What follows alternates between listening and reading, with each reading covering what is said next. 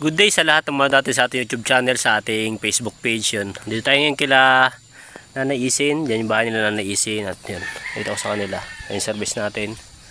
Hinantay ko lang si Marcos kasi may kailangan siyang gawin doon sa kanila. Nandito na siya kanina, kasama ko na kanito kila Nanay Isin. At marami na nga kami napuntahan ngayong araw. At ang oras na, mag alas 4 na ng hapon. So, punta kami kay Tatay Ben. Kaso, nagmi-meeting sa Tatay Ben sa barangay dito. Hindi muna namin inabala, siguro antay lang namin matapos, kaya dumaan muna kami ito kay Nanay Isin para sa ganon, kumustahin sila. At ngayon na din yata yung turnover namin ng bahay nila kasi nga dapat ngayong araw na to wala na kami dito sa Kapalonga, nasa Quezon na kami. Dapat itong oras na ito nasa Quezon na kami, kaso nga pinagpaliban muna namin kasi alam nyo naman yung biyahe namin sunod-sunod mga nakarang araw, nagpadait, tapos kahapon yung nila Herlin, yung schedule na Herlin para sa steam bath, so malayo-layo. So tapos ngayon dapat biyahe na naman, so 3 araw dapat kaming sunod-sunod na biyahe na malalayo. Kaya lang pinagpaliban muna namin kasi si Commander is galing din sa check up nung nakaraan, kakabiyahe lang, so kailangan niya magpahinga muna para sa ganun hindi naman sunod-sunod yung biyahe, hindi naman siya masyadong tagtag. Kaya naisip ni Mark na magpahinga muna kaming araw, bukas na kami babiyahe papunta ng Quezon. So ngayong araw is Linggo na dapat nga nandun na tayo, at ito nga schedule namin nung pagpa-Quezon itong araw na to na Linggo, kaso ngayon kailangan namin mag-extend at para din mailipat muna sila na Isin sa titirahan nila sa bahay nila para ma-turnover na sa kanila yun, kasi sa ngayon may kulang pa yung bintana, pero ano naman, okay naman yung bintana naman is ginagawa na, kaya lang ay sabi nung gumagawa is matatagalan pa. Kaya yun, ginagawan muna namin ng paraan na sa ganun makalipat na sila Tatay Doro at sila Nanay Isin habang nandito pa kami, para na sa ganun malipatan na nila at maging komportable na sila doon habang nandito pa kami. Kasi pag alis namin dito, medyo matatagal lang kami doon, halos buwan kami aabutin doon, gawa ng syempre si Commander mga anak, tapos magpapagaling pa yun bago kami magbiyahe pabalik. Kaya yun, medyo tayo kaya pus kami sa oras, kaya yun, bahala na ako basta kailangan namin may turnover kila Nanay Isin yun, at iwanan lang siguro namin ng pamasahe at para makalipat sila dito, ay makalipat sila doon, mag-uusap lang tayo ng service. At yun naman, yung naging lakad naman kahapon kila Jojoy kila Herlin is okay naman, goods naman, at na-steam bath nga sila, at may therapist naman sila dito, tuloy-tuloy yung therapy sila dito kasi mayroon naman silang may sponsor naman sila, nabigyan naman ng sponsor para na sa ganun every week talagang mate-therapy sila. Yun, napakasaya ng dalawa kasi yun, nagagawa na nila yung gusto nila, yung mate-therapy tapos steam bath, kaya yun, sobrang saya ng dalawa. So yun nga lang, hindi siya kagabi pa sila nagdating doon, alas 8 pa ng gabi kasi nga yun, medyo malayo yung naging biyahe. At wala namang naging problema kasi may contact naman ako dito na tricycle na maghatid sa kanila. Yun, maaga pa, sasabihan ko rin. Kaso naging problema, yung kausap natin tricycle nung una is umatras siya kasi natagalan yung steam bath nila Herlin. So ginabi, yung driver ng tricycle medyo takot doon sa lugar nila Herlin kasi nakakatakot talaga doon paggabi. Alam niyo naman dinadaan namin, walang masyadong bahay, kaya natakot siya. So naghanap tayo ng panibagong service ng tricycle, at yun, may nakausap naman tayo, nakakilala din at willing naman na maghatid kila Herlin dun sa kanila kahit na gabi. At yun, naihatid naman sila, hindi lang nakapag-message sa akin agad si Herlin kagabi na nandun na sila. So kaya nag-chat ako kagabi kay Herlin kung kamusta, kung nakarating ba kayo dyan ng ayos. Hindi lang sila agad nakareply nung gabi, kaya magana nag-reply, halos mag-alas 8 na yata ng umaga, siguro nagising pa lang sila noon at pagod din. So yun, at nag-reply naman si Herlin kaninang maga, sabi naman niya is okay naman kuya, naging mga 8 na kami nakarating dito ng gabi, so naging okay naman daw sila. So yun, okay naman, naging successful naman yung lakad natin kila Herlin na nailabas sila, na steam bath, at wala naman naging problema. So yun, bago naman kami umalis, naiwanan naman sila ng pang therapy nila, kaya goods na, wala na tayong problema sa kanila. At may contact naman tayo in case na magkaroon ng problema, anytime naman mag-chat lang sa atin, sa akin, kay Marcos o kay Commander, kahit kinanino naman, at maasikaso naman sila. At yun, nagpapasalamat kayo yung dalawa, yung tatlo, sobrang saya nila, sobrang nga silang nagpapasalamat kasi nga Yun, na-steam bath na naman sila sa pangalawang pagkakataon.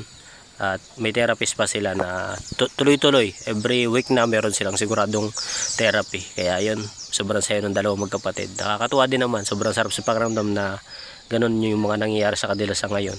Sana maging okay na yung magkapatid. At lagi naman namin na-advise ang Shirley na mag-practice or kung ano yung mga dapat gawin niya para mas mapabilis yung paggaling niya.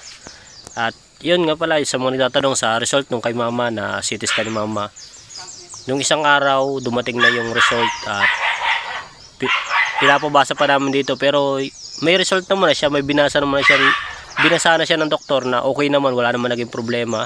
So gusto lang naman masiguraduhin, kaya nagpapabasa dito sa center dito sa amin, kasi wala pa yung doktor dito, yung nag-check up sa kanya dito, kaya hindi pa napapabasa. So baka, hindi ko alam kung ngayon may pabasa niya. Yun, pag napabasa niya, yun, doon na niya malalaman kung ano talaga yung result, kasi hindi siya naniniwala sa akin na sinasabi ko na wala naman, kasi binasa ko naman yung result, nandun naman na sa papel na wala naman daw, kumbaga wala namang fractured na nangyari, yung ano naman niya is wala namang sign na ano yung utak niya, wala namang sign na namuon dugo, at yun naman yung nakalagay doon sa papel, sa ano niya, sa result. Kaya lang syempre gusto rin makasigurado ni mama, kaya pinabasa na rin doon. Mas okay na rin yun, na parang may second opinion, sabi nga. So yun, goods lang. At bukas yung magiging biyahe namin, abangan yung magiging mission namin sa Quezon. So, madaling araw kailangan namin umalis dito, kasi hindi kayo pwedeng abutin ng dilim sa daan. At alam nyo naman si Commander buntis, tapos yung daan sa Quezon alam kong maraming nakakaalam yan, napapanood nyo sa mga vlogs, sa ibang vlogger, sa mga balita na yung daan sa Quezon is hindi ganun kaganda. Kaya kailangan naming maaga alis dito para sa ganun dadaan kami sa Quezon ng maliwanag pa, kitang kita mo ang daan. Kasi pag inabot ka ng dilim sa Quezon, at lalo ganun may sakay kaming buntis, so nako, magugulat ka na lang na bigla na lang babagsak yung gulong mo dahil may sobrang malalim na lubak. Kaya yun yung iniiwasan namin. Okay na kaming makarating doon ng maliwanag pa, para sa ganun wala namang maging abarya kay Commander, kasi medyo malayo-layo ang Quezon dito sa Kapalonga. Kaya kailangan namin talagang umaga ng alis. So madaling araw kami alis dito, pero hindi pa sigurado, kasi may mga hindi pa kami tapos na lakad dito. Siguro kung maanohan tayo, kung kaya naming ayusin ngayon namin na ayusin. Pero kung hindi alanganin sa ngayon, magkakaroon pa tayo bukas sa umaga, siguro makakalis kami ito mga 7 na ganun. Medyo maliwanag na. Kailangan pa naming tapusin yung mga dapat tapusin dito, para sa ganun iwanan naman natin dito, i-settle na lahat ng tinutulungan dito, lahat ng beneficiary dito is wala namang problema, na alis tayo dito na wala namang naging problema. Kasi medyo matatagal nga kami doon, mga abuti kami ng 1 buwan siguro doon. Kulang-kulang 1 buwan, sabi ni Mark. Kulang-kulang 1 buwan, pero palagay natin 1 buwan, kasi magpapagaling pa si Commander doon pagka syempre cesarean yun, kaya hindi pa agad pwedeng bumiyahe. So yan, natin ko lang si Marcos, may kinukuha lang si Marcos sa sentro, nakalimutan lang niya magpaano ng para dito ko lang naisin, kaya pumunta muna sa sentro at ako nandito inaantay ko lang. Yan o. So ayos naman, maganda naman ang panahon, napakaganda naman, maghapon naman mainit, kaya tuloy-tuloy lakad namin. Marami na kami napuntahan ngayong araw na to, at inaantay lang namin sila Tatay Ben, kasi nandun pa si Tatay Ben sa barangay doon. At mamaya siguro pagtapos Tatay Ben doon, pupunta na namin siya. So sa ngayon dito muna kami, nanggaling kami kay Tatay Arlon, tapos saan po ba tayo galing kanina? Doon sa kapatid ni Buboy, galing na kami doon. At kay Tatay Arlon may inayos na rin kami doon, na kailangan din yun kay Tatay Arlon, asikasuhin din. Yung sa bahay ni Tatay Arlon is okay naman, ginagawa naman. Naka-rest day lang yung karpintero ngayon, kasi araw ng linggo pahinga ng karpintero, so bukas daw sila gagawa. Kinamusta lang namin, so okay naman na, may nagawa na doon sa bahay. At sakto siguro pagbalik namin tapos na yun. Kaya nakaka-excite na makita yung bahay na Tatay Arlon na buo na. At nung kailangan na isin, okay na rin naman, turnover na lang to, tapos yung bintana na lang kulang. At yung CR tsaka yung is inaano pa namin ng budget, kasi yun nga yung budget namin is kulang pa yung naging budget namin. Pero may mga naka-ready naman kagamitan, may yero naman na tapos kahoy, wala pa rin kahoy, kaya yun medyo kulang kami sa at binabudgetan naman yun. Wag po kayo mag-alala sa mga manood, at nakaplano naman yun, lalagyan namin siya ng CR tsaka ng kusina. Hindi lang namin maasikaso pa ngayon kasi kulang pa yung budget. alam niyo naman, yung pinampagawa nun sa bahay na yun is sariling bulsa lang ni Marcos. At hindi siya makapagbitaw ngayon ng ng ganun kaano kasi si Commander kailangan din ng gastusan din kay Commander panganak niya. Kaya hindi pa siya mapagbitaw ngayon ng kumbaga tinatansya pa yung budget. Kung budget lang talaga kasi hindi naman ganun kalaki yung nagiging revenue nila Marcos ngayon kasi yun nga medyo mahina yung natin, yung views sa ngayon at medyo busy din kami kaya ganun din. O kung yung mga lalagyan naman yun, hindi naman namin iiwanan na walang kusina at walang yun. So pansamantala, doon muna sila sa At ang CR naman doon na nagsabi naman yung mga kamag-anak nila doon, yung mga kapitbahay nila doon na pwede naman doon sa kanila habang wala pa nga, habang hindi pa nagagawa ng CR sila na naisin. So pwede, pinayagan naman sila na doon muna maki-CR. Kapitbahay lang naman, malapit lang naman yung bahay doon. Tsaka isa pa, magkakamag-anak naman sila magkapitbahay doon. So sila lang doon, magkakamag-anak sila doon.